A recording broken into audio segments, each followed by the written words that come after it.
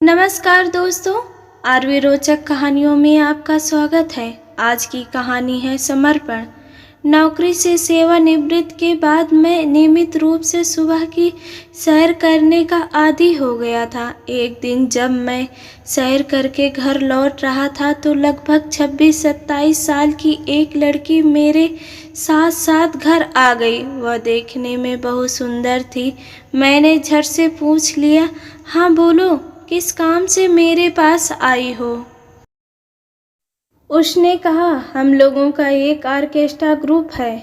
मैं रिहर्सल के बाद रोज इधर होते हुए अपने घर जाती हूँ। आज इधर से गुजरते हुए आप दिखाई दिए तो मैंने सोचा आपसे मिल ही लूँ। मैंने बताया नहीं कि मैं भी उसे नोटिस कर चुका हूँ और मेरा मन भी था कि उससे मुलाकात हो। थोड़ा और बताओगी अपने कार्यक्रमों और ग्रुप में अपनी भूमिका के बारे में? यहीं खड़े खड़े बातें होंगी या आप मुझे घर के अंदर भी ले जाएंगे? You are welcome. चलो अंदर चलकर बातें करते हैं। ड्राइंग रूम में बैठने के बाद उसने अपना परिचय देते हुए कहा, मेरा नाम सुधा है। वैसे हम कलाकार लोग स्टेज पर किसी और नाम से जाने जाते हैं।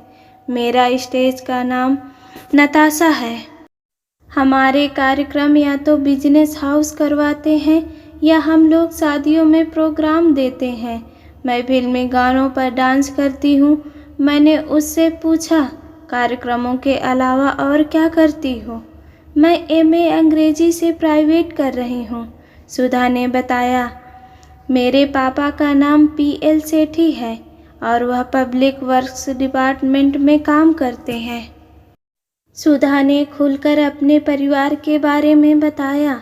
मेरी 3 बहनें हैं। बड़ी बहन की शादी की उम्र निकलती जा रही है। मुझसे छोटी बहनें पढ़ाई कर रही हैं। माँ एक प्राइवेट स्कूल की टीचर है। घर का खर्च मुश्किल से चलता है। प्रोफेसर साहब, मैंने आपकी नेम प्लेट पढ़ ली थी कि आप रिटायर प्रोफेसर हैं, इसलिए आपको प्रोफेसर साहब कहकर संबोधित कर रही हूँ। हाँ, तो मैं आपको अपने बारे में बता रही थी कि मुझे हर महीने कार्यक्रम के 3,500 रुपये की आमदनी हो जाती है, जो मैं बैंक में जमा करवा देती हूँ। मैंने सुधा के पूरे शरीर पर नज़र डाली। गोरा रंग, यौवन से भरपूर बदन और उस पर गजब सी मुस्कुराहट। सुधा ने पूछा, आपके घर पर कोई दिखाई नहीं दे रहा है? लोग कहीं बाहर गए हैं क्या?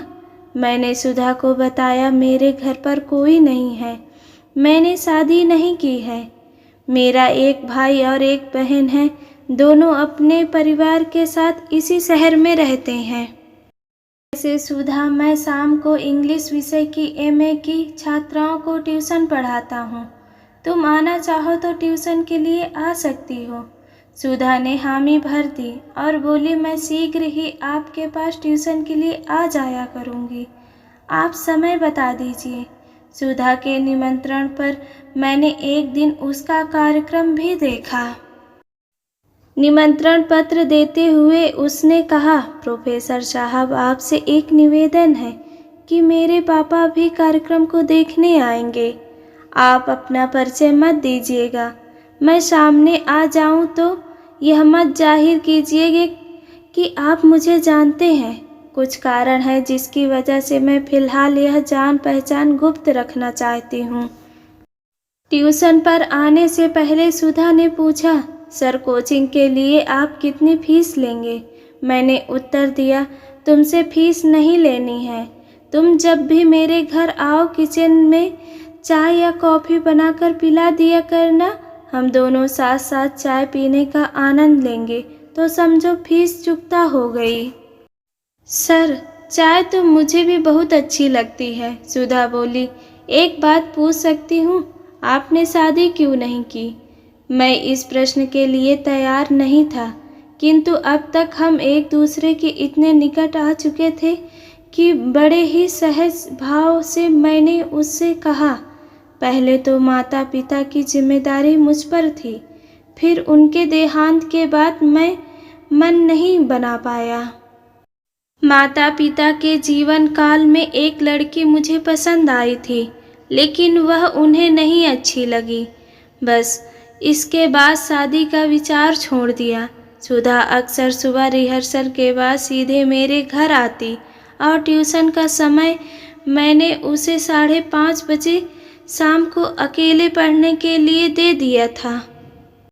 उसका मेरे घर आना इतना अधिक हो गया था कि मोहल्ले वाले भी रुचि दिखाने लगे। कब वह मेरे घर आती है, कितनी देर रुकती है, यह बात उनकी चर्चा का विषय बन गई थी। जब मैंने उनके इस आचरण पर कोई प्रतिक्रिया नहीं दिखाई तो वे खुद ब खुद ठंडे पड़ गए। हाँ, इस चर्चा का इतना असर जरूर पड़ा कि जो छात्राएं 4-5 बजे शाम को ग्रुप में आती थी, वे एक एक कर ट्यूशन छोड़कर चली गई।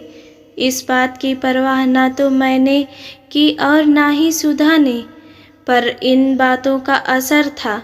मेरे भाई और बहन ने भी मुझे इस बारे में व्यंग्य भरे लहजे में बताया था, किंतु उन्होंने ज़्यादा पूछताछ नहीं की। सुधा को साउथ इंडियन ड्रेसेस अच्छी लगती थी, अतः उसे साथ लेकर मैं एक रेस्टोरेंट में भी जाने लगा था। वहाँ के वेटर भी हमें पहचानने लगे थे। एक दिन जब देर रात सुधा रेस्टोरेंट पहुँची तो वेटर ने उससे कहा, मैडम आपके पापा का फ़ोन आया था, वह थोड़ी देर में आएंगे, आप बैठिए, मैं आपके लिए पानी और चाय लेकर आता हूँ। मैं जब रेस्टोरेंट में पहुंचा तो सुधा ने हंसते हुए बताया, प्रोफेसर आज बड़ा मज़ा आया। वेटर कह रहा था आपके पापा लेट आएंगे। यहाँ के वेटर मुझे आपकी बेटी समझते हैं। इस पर मैंने भी चुटकी लेकर कहा, मेरी उम्र ही ऐसी है, इनकी कोई गलती नहीं है, यह भ्रम बना रहने दो। डिनर से पहले सुधा ने कहा, प्रोफेसर आपका मेरे जीवन में आना एक मुबारक घटना है। वह बहुत ही भावुक होकर कह रही थी। मुझे लगा जैसे किसी बहुत ही घनिष्ठ संबंध के लिए मुझे मानसिक रूप से तैयार कर रही हो।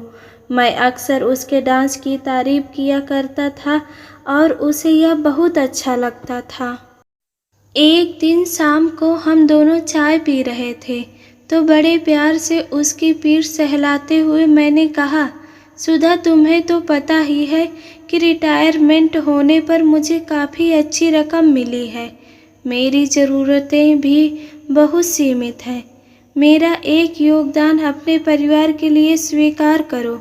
हर महीने तुम्हें मैं 1000 रुपये दिया करूँगा, वह तुम अपने अकाउंट में जमा करवाती रहना। मेरी यह योजना सुधा को बेहद पसंद आई। उसकी आंखों में खुशी के आंसू भर आए। वह बोली, अब मैं पूरी तरह से आपको समर्पित हूँ। आप जो भी मुझे प्यार से देंगे उसे मैं अपना हक समझकर खुशी से स्वीकार करूँगी। और फिर एकाएक आगे बढ़कर उसने मेरा माथा चूम लिया। कहने लगी, प्रोफेसर आपसे मिलने के बाद मेरी कई मुश्किलें हल होती दिखाई देती हैं।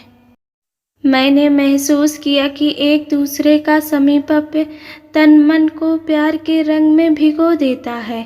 हमारे जीवन में वे कुछ अनमोल क्षण होते हैं जिनसे हमें जीवन भर ऊर्जा और जीने का मकसद मिलता है। जवानी की दहलीज पर खड़ी सुधा पूरे उमंग और जोश में थी। उसे प्रेम के प्रथम अनुभव की तलाश थी।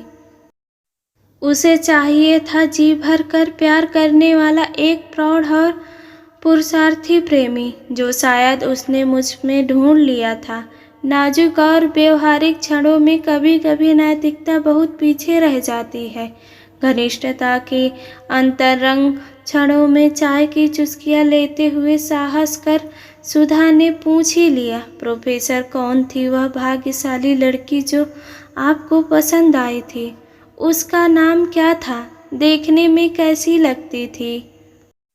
उसकी रुचि देखकर मैंने अपनी एल्बम के पृष्ठ पलटकर उसे कृष्णा की फोटो दिखाते हुए कहा, उसका नाम कृष्णा था।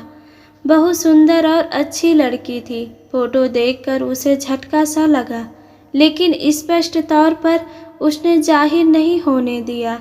इससे अधिक मुझसे कुछ मत पूछना सुधा, मैंने कहा। उस दिन मेरा मन हुआ काश सुधा आज देर तक मेरे घर रुके और हम लोग प्यार भरी बातें करें, पर देर होने के कारण वह जल्दी ही चली गई। सुधा के निमंत्रण पर एक शाम मैं प्रोग्राम देख रहा था। फिल्मी कलाकार की तरह सुधा नृत्य पेश कर रही थी। हाल खचाखच भरा हुआ था। बीड़ी जलैले और कचरारे कचरारे जैसे मशहूर गानों पर सुधा अपने हर स्टेप पर दर्शकों की वाहवाही बटोर रही थी।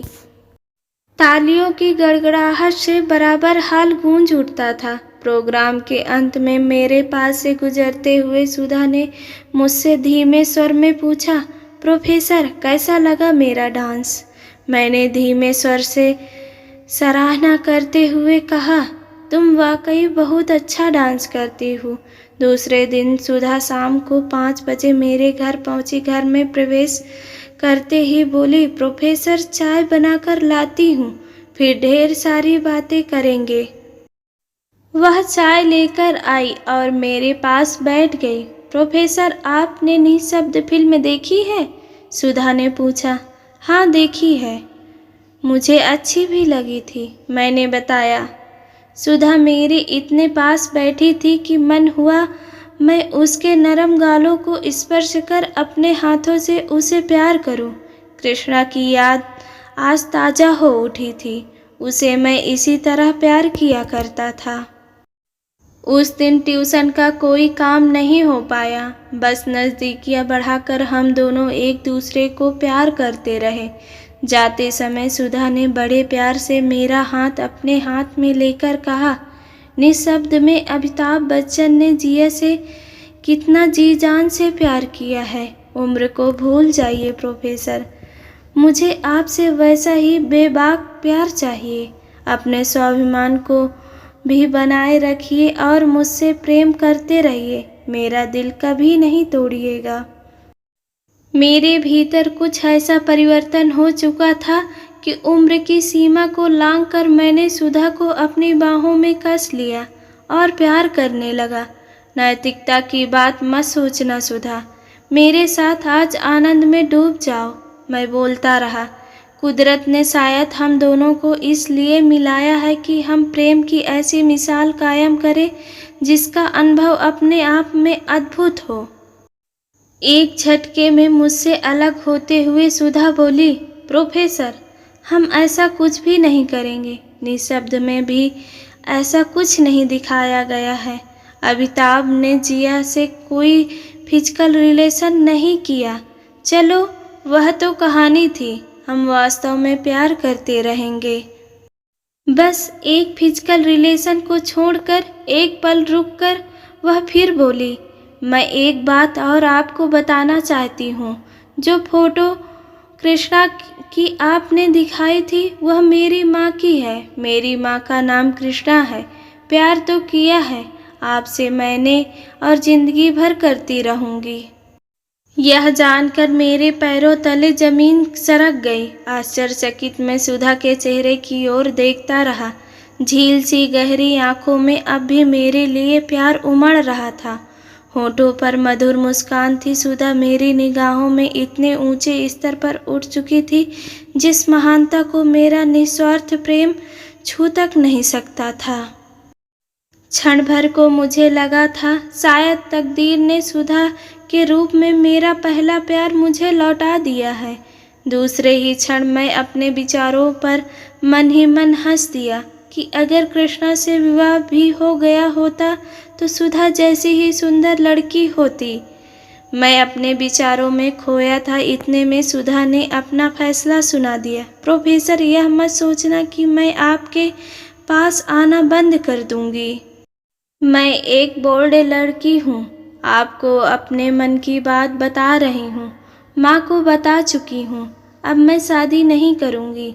आज के माहौल में जहाँ दहेज के लोभी लोग लड़कियों को तंग करते हैं, जला देते हैं या तलाक जैसे नर्क में ढकेल देते हैं, मैं शादी के चक्कर में नहीं पड़ूंगी। मैं अपनी मर्जी की मालिक हूँ। आप चाहोगे तो आपके पास आकर रहने लगूंगी, नहीं चाहोगे तो भी मैं आपके पास आती रहूंगी। प्यार में चिरसुख की चाह होती है। फिजिकल रिलेशन विवाह की आवश्यकता से ऊपर उठ चुकी है आपकी सुधा। आपके संरक्षण में बहुत सुरक्षित रहूंगी। मेरा हाथ अपने हाथ में लेकर सेकंड हैंड करते हुए उसने कहा। मेरी आंखों में आंसू छलक उठे थे। मैं उसको जाते हुए देखता रहा, बोझिल मन लिए और निशब्द, लेकिन वह गई नहीं, वापस लौट आई। तुम क्या सोचते थे, मैं तुम्हें आंसुओं के साथ छोड़ जाऊंगी? तुम्हें आश्चर्य हो रहा होगा, आपसे तुम संबोधन पर आ गई हो। तुम में अपनापन लगता है। तुम रिटायर तो हो ही नहीं सकते। रिटायर काम से हुए हो, जिंदगी से नहीं। हम दोनों आज से नई जिंदगी शुरू कर रहे हैं। कल सुबह सामान के साथ आ रही हूँ। हंसते हुए उसने कहा। अब तो मुस्कुरा दो। अब की सामान लेकर आ रही हूँ। अच्छा, जाती हूँ वापस आने के लिए।